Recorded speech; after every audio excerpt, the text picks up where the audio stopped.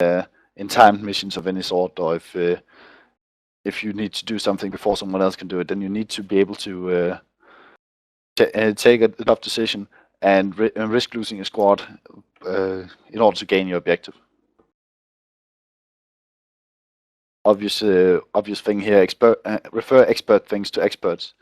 Not a common mistake, but sometimes it happens that you get these hotshot commanders who want to take care of everything themselves and make their own fire plan and make their own and make their own and make their own. And two things happen. One thing is because you're not using your expert, you're not gonna get the best possible plan because you simply might be forgetting something that he knows that you don't know about your weapons capacity or something like that. Next thing is you might end up not using your assets effectively. Like if you have an FO and you're not referring to him for fire missions, but you're handling it yourself, then you might not be getting as much fire support because you simply don't have time to call in fire support effectively. Another example could be real life. If you make a plan for having to clear out a road and that might be mined, then instead of making the plan yourself, ask the fucking engineers. They know exactly what to look for because they actually do because they usually do this when they are out of mission anyways. So they have tried it before. So always refer expert things to expert. Also air combat, refer to the fucking pilots and the JTAC and so forth. Okay. Next thing, reinforce your success and not your failures. So know when to cut your losses. And that should be self-explanatory. But some people actually tend to, oh fuck, that didn't go so well. Oh, I'll need to put some more men into this. Still getting gunned down by that same fucking machine gun and Morse because the enemy has found a good fire position. Yeah, pretty self-explanatory. Obvious one: employ units according to its abilities or its capabilities. So you want to deploy a weapon squad as a suppressing unit. You want to deploy light infantry squad to in a town, for instance, and you want to use mechanized units on open areas where they can use their mobility effectively, so forth. One second.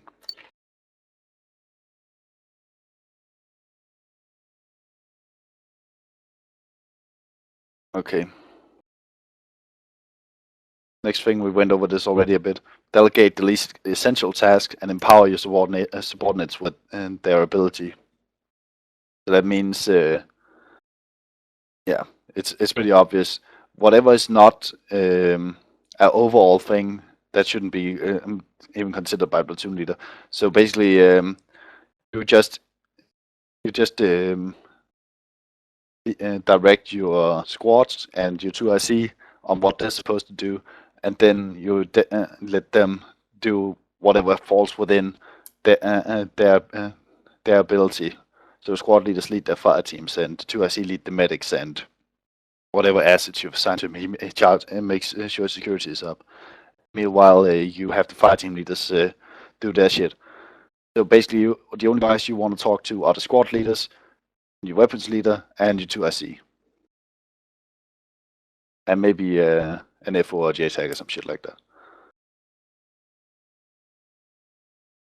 Okay. As I talked about before, every time you give an order, make sure it comes with a task and a purpose. This big mistake some commanders make: they give out a task, but they don't really tell you why. Like, go to this crossroad and set up defense. And the first thing that's gonna pop through everyone in that squad's mind is why. What's he thinking? What's gonna go wrong? Why are we even doing this? The first, so you always want to say, go here and do this because of that. So it could be your unit needs to fall back and set up defenses on this crossroad because the enemy is coming in a motorized unit trying to outflank us. Okay, that makes sense. Or I need you to first squad. I need you to be the attacking element because 2 has lost too many men and won't be able to attack. So you need to take over. Okay, that's a reason. That's a purpose as well. So that's, you need to give a task and a purpose, or task and a reason for the task. Also, one that relates to making a decision, it's okay to go with the 70% solution. So the solution that works out, the solution where you maintain 70% of your combat effectiveness after the action, like yeah, doing something might get someone killed, but at least you achieve your objectives. That's okay, rather than stalling just because you don't want to make that decision.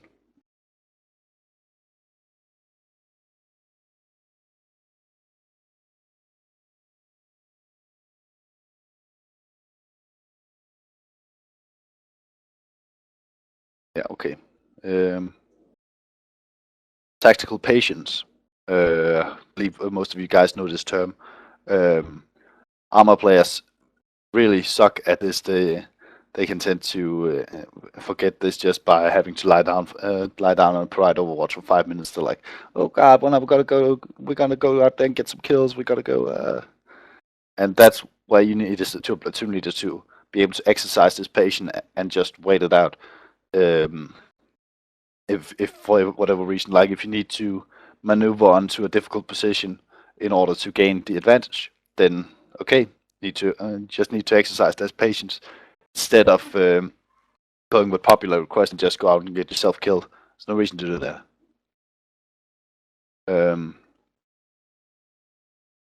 Also, it's if you get into contact and you get a heavy contact and you start losing people, it's okay to fall back. That's part of tactical patience as well. It's better to fall back and recover your losses than it is to just charge into a contact you're losing and basically just die. Um, Exploit weakness. We talked about that before. With the ability to win the firefight and maneuver, that's exploiting weakness. And if you find out the enemy has some real weakness, like you have some high ground over watching his defensive position or whatever, anything that you can use against the enemy to gain an advantage, go ahead and use that whenever you get the chance.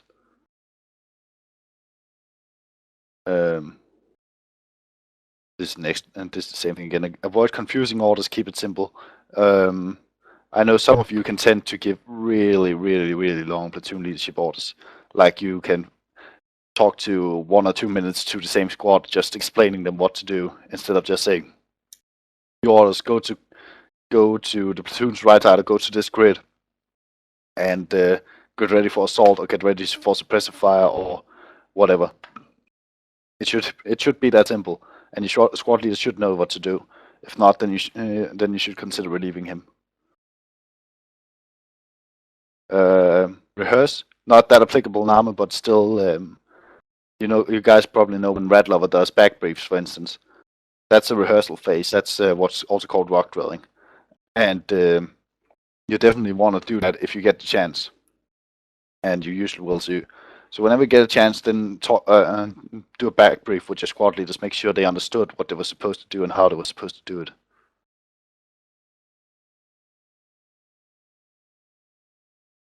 Report, yeah.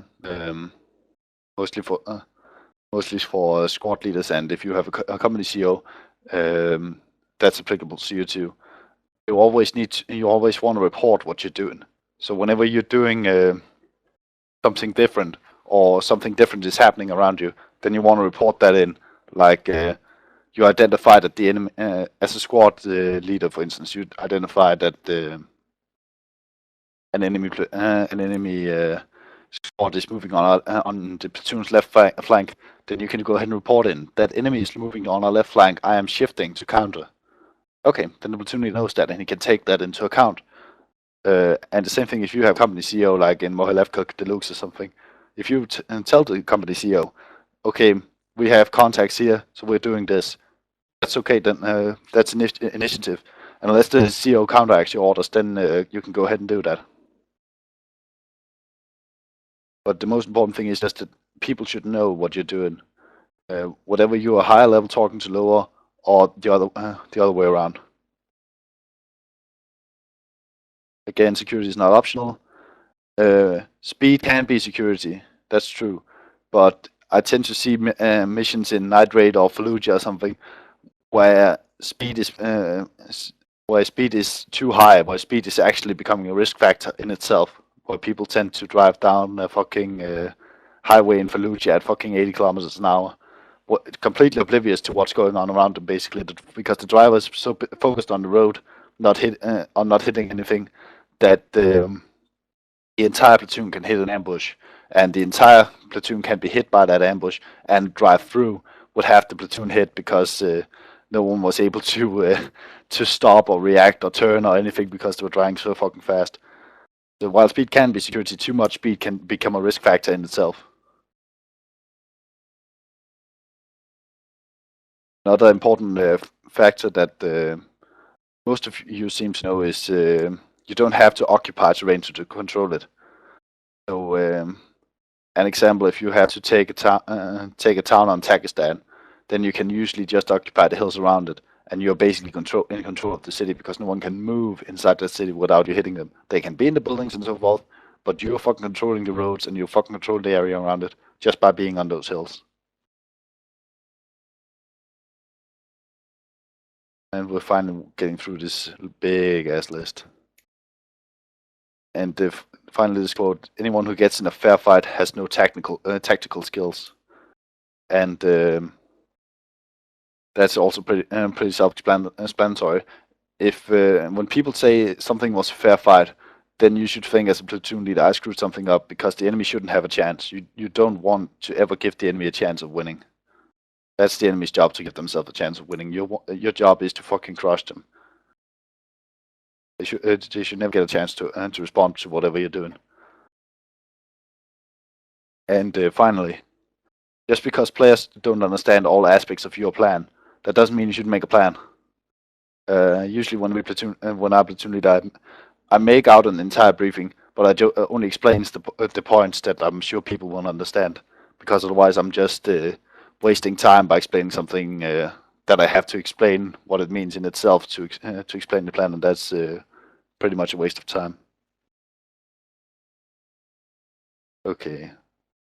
Any questions so far? I'm gonna take a water break. Nope. Doing good. Is break time? Do you guys need a break? Where you can like talk to each other, chill out, get something to drink, and go pee, whatever. I can go for one. Fine by me. Okay, be back here in 5 minutes.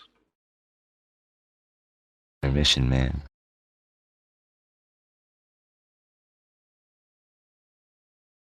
Okay, guys, as Jake is advising me, I might be going a bit too fast, and I also might be using some terms you guys are not sure what means.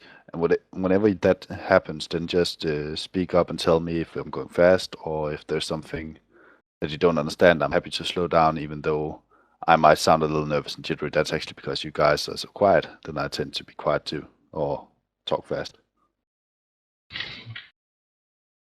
Well, for me, the pace that you've had so far has been perfect. Okay. Yeah.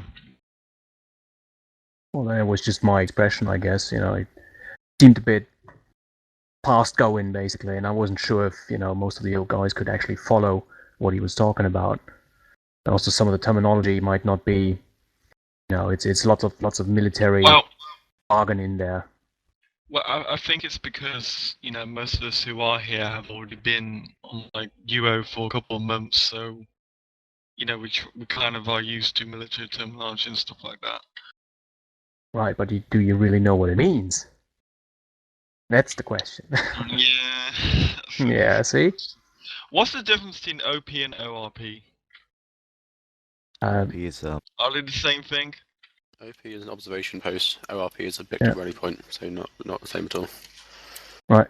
Well, what is there more difference? You set up an OP. You set up an OP basically when you want to, overwatch something, right? So, for example, a hilltop or something. For example, JTACs or forward observers. They set up OPs because they go up on a hill, and there's like the objective areas like a town and whatnot, and they can overwatch the town basically and see what is going on. That's an OP. An objective rendezvous point or objective rally point, as you might call it, is basically more or less just like a waypoint, but well, not exactly like Final a waypoint. for the objective. Yeah, exactly. Basically, that's like a point where you synchronize your movement with other elements in order to achieve the objective, like attack a town or something like that. That's the objective. Is it the same point. as format point, or are they just different? I'm not sure. That's the difference. A format point, that's before you move out with your unit, you're in a camp or whatever, and you need to move out. Right. Then before you move up, you get into a format point where you form your unit up in the formation you want to travel, and then you move.